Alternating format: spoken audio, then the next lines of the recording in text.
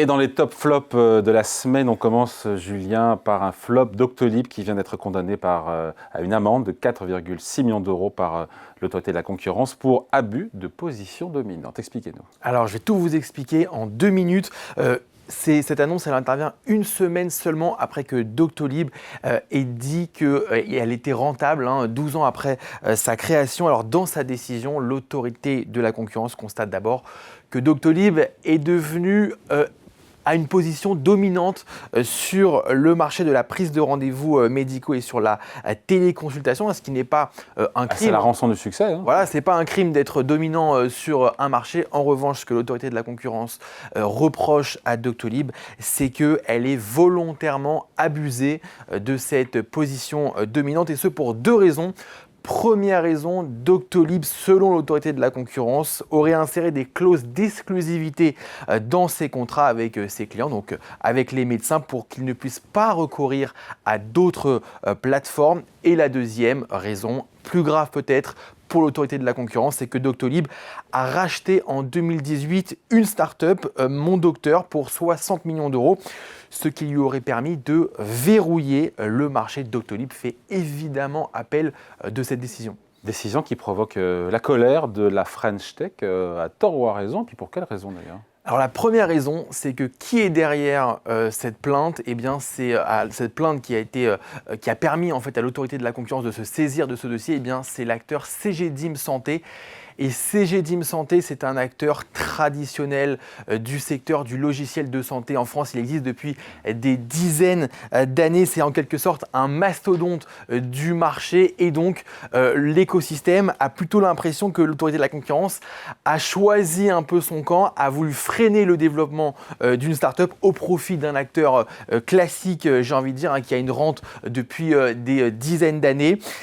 Au détriment de l'innovation. Je rappelle quand même que Doctolib nous a permis de tous, enfin pas tous, mais en tout cas pour la plupart, nous vacciner pendant le Covid. Il a été d'une utilité publique pendant la crise sanitaire. La deuxième raison, c'est que ça envoie un très mauvais signal à toutes les startups qui veulent grossir. Qui veulent grossir, exactement, qui veulent procéder à des acquisitions. La vocation d'une startup, c'est de devenir un géant européen sur son marché, voire un géant mondial. Et donc, comment vous voulez qu'une startup devienne un géant européen sans que cette startup puisse acquérir d'autres startups, d'autres entités, réaliser de la croissance externe? On leur fait passer le message que vous souhaitez grossir, vous souhaitez faire de la croissance externe, et attention, vous pouvez être condamné et avoir une amende. Ça remet aussi en question les capacités d'investissement des fonds d'investissement dans les startups françaises, parce que si un fonds d'investissement ne peut pas vendre ses participations dans une startup à une autre startup, comment vous voulez qu'il puisse récupérer sa mise et réinvestir dans d'autres startups? Donc c'est aussi un mauvais signal pour les investisseurs et donc un mauvais signal pour l'ensemble. J'entends les arguments après sur la question des clauses d'exclusivité proposées aux médecins. C'est vrai que c'est discutable, cette partie-là. Les clauses d'exclusivité, Doctolib a arrêté depuis 2 ans. Bon, affaire à suivre. Voilà. Autre flop de la semaine, Showroom Privé qui va licencier malheureusement jusqu'à 11% de ses effectifs. On vous parlait des difficultés financières de Showroom Privé sur ce plateau il y a quelques semaines. C'est officiel quelque part. L'entreprise de vente en ligne pourrait se séparer de plus de 120 personnes en 2026 pour motif économique. C'est ce qu'elle a annoncé cette semaine. Elle emploie aujourd'hui 1100 salariés. 2 raisons à cette décision de licencier économiquement. Première raison, le contexte économique qui pèse sur ses ventes. L'entreprise a perdu près de 40 millions d'euros l'année dernière. Et puis, deuxième raison, le groupe va s'appuyer beaucoup sur l'automatisation des process et notamment sur l'intelligence artificielle dans la production de contenu. Julien, une bonne nouvelle cette semaine, on l'apprend évidemment, 100 entrepreneurs qui s'allient pour lancer un nouveau fonds européen.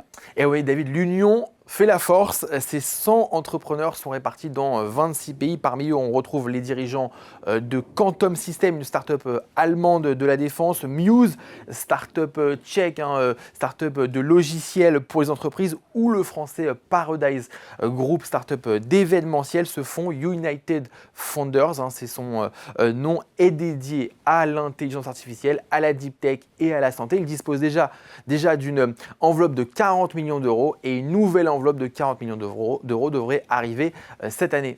Allez, on part maintenant aux États-Unis avec ce cri d'alarme surprenant signé Jensen Huang, le patron de Nvidia. Écoutez bien.